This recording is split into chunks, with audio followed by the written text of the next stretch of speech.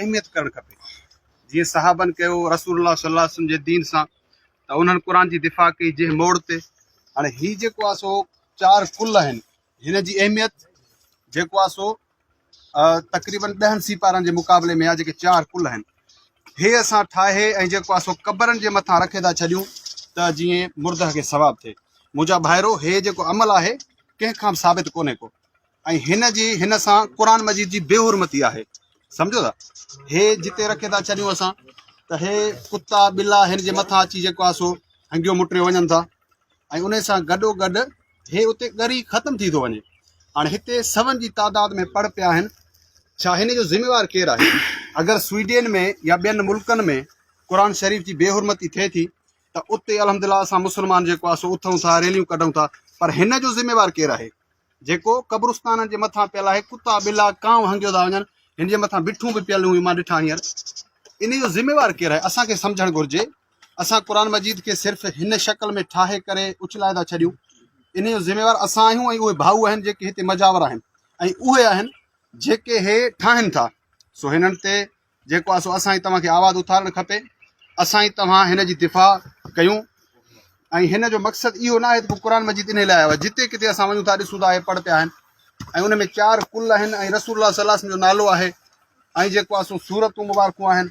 इन जो मक़सदु इहो न आहे त क़ुर मजीद हिन लाइ कोन्हे आयो आहे त जेको आहे सो असां हिन खे ईअं ठाहे ऐं उछलाए छॾियूं। हाणे हिते ही ॻरी ख़तमु थी वेंदा। सम्झो था, हे किथे बि दीन में कोन्हनि। क़ुर मजीद जी अहमियत खे सुञाणियूं त इंशाअल्लाह असां फलाही पाईंदासीं। सो असांखे तव्हांखे अल्लाह ताला सब्र जी तौफ़ीक़ ॾे। जेको आहे सो असांजो भाऊ गुज़ारे वियो आहे, ऐं मिट माइटनि खे जेको आहे सो अल्लाह ताला सब्र जी तौफ़ीक़ अता फरमाए। असां दुआ घुरूं त अल्लाह ताला उनजी मग़फ़िरत फरमाए। पर असांजो असुल मक़सदु हे अथव, हिन खे पकड़ींदासीं, पढ़ंदासीं त इंशाअल्लाह असां फलाही पाईंदासीं। जेकॾहिं क़ुर मजीद खे असां हीअं रुलाए छॾियो न त असां फलाही न पाईंदासीं, असां ज़िलत पाईंदासीं दुनिया या आख़िरत में। क़ुर मजीद जी दिफ़ा कयूं, क़ुर मजीद खे पढ़ूं, सम्झूं। जेकॾहिं नंढड़े खे कुझु यादि आहे क़ुर मजीद, इंशाअल्लाह उहो क़यामत वारे ॾींहुं पर हींअर ई क़बर में हुन सां गॾु हूंदो। सम्झो था, जेकॾहिं क़ुर मजीद पढ़ियल आहे, कुझु आयतूं यादि अथसि त उहे हिन सां गॾु हूंदा। बाक़ी जेकॾहिं असां हिन खे हीअं रुलाए छॾियो त पोइ असांजा मौलवी जेके ईंदा उहे पिया पढ़ंदा, ॿाहिरियां माण्हू पिया पढ़ंदा, उहो असांखे एतिरो फ़ाइदो न ॾींदो जेतिरो मैयत खे यादि हूंदो। हिन सां दिलि लॻायो, क़ुर मजीद खे ईअं रुलाइण खां बचायो। जिते ॾिसो आवाज़ु उथारियो, जिते ही पढ़ थियनि था, जिते मजावर रखनि था, को फ़ाइदो क़बर वारे खे कोन्हे। क़ुर मजीद उनजे मथां भली सॼो रखी छॾियो। अगरि को चरियो हे अमल करे त असां उनखे क़तल करे छॾींदा आहियूं, असां गिदू मोकिले छॾींदा आहियूं। पर हे जेको केरु ठाहे वेठो असांजे अॻियां अची क़बरनि जे मथां केरु रखे वेठो, असां उन ते एक्शन खणण जे लाइ तयारु न आहियूं। असां सभिनी खे हिकु थियणो पवंदो, मुस्लमाननि खे, ऐं जाॻणो पवंदो। हिन कम खे असांखे रोकणो पवंदो।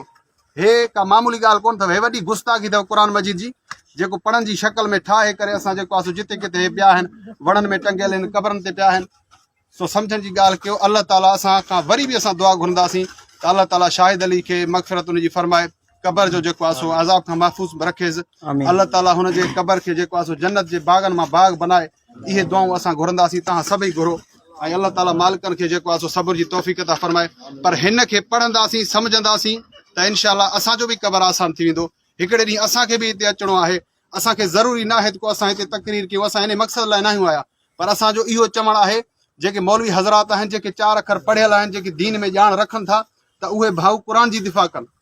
असांजी रेड लाइन हे अथव, क़ुर मजीद अथव। काफ़िरनि असांखे चैलेंज ॾेई छॾियो आहे, असां सरेआम साड़ियूं पिया था। तव्हां मुस्लमाननि में जे दम आहे त तव्हां असांखे रोके ॾेखारियो।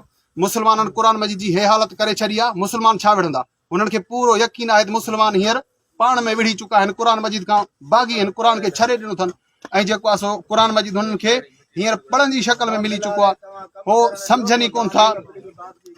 साईं हे तबलीग जेको आहे सो क़ुर मजीद जी दिफ़ा आहे। हे का मां पंहिंजी ॻाल्हि नथो कयां भाउ मुंहिंजा, हे पंहिंजी ॻाल्हि मां नथो कयां। रसूलुल्लाह सल्लल्लाहु अलैहि वसल्लम ते नाज़िल थियल आहे, क़ुर मजीद आहे, अल्लाह ताला जो कलाम आहे। अगरि असां ई तव्हां हिन खे सम्झो त इंशाअल्लाह कामयाबु ईंदासीं। जेकॾहिं न सम्झो त पोइ जेको आहे सो असांजी नाकामी आहे। मुस्लमान गॾु थियनि, हिन जी दिफ़ा कनि। हे मुंहिंजी ॻाल्हि न आहे, सभई मुतफ़िक़ आहिनि, को फ़िरक़ो राज़ी कोन्हे हिन अमल में। मां चैलेंज थो कयां, को बि माण्हू नथो चवे त क़ुर मजीद हीअं ठाहे 4 कुलनि में रुलायो वञे। केरु आहे मुस्लमान, भली बरेलवी हुजे, शियो हुजे, देवबंदी, अहले हदीस, केरु हुजे, केरु चवंदो हीअं क़ुर मजीद जेको आहे सो पढ़नि जी शक्ल में उछलायो वञे? केरु बि न चवंदो। सो असां तव्हांखे ॿुधाइण आया आहियूं जे दिफ़ा कंदो त तव्हां जेको आहे सो अल्लाह जा हुबदार ऐं सचा मुस्लमान करे पाण खे साबित करे ॾेखारींदो। जे न कंदो त क़यामत वारे ॾींहुं तव्हांखे हिननि जो जवाबु ॾियणो पवंदो। जेको असांजे वस में आहे असां कयूं पिया।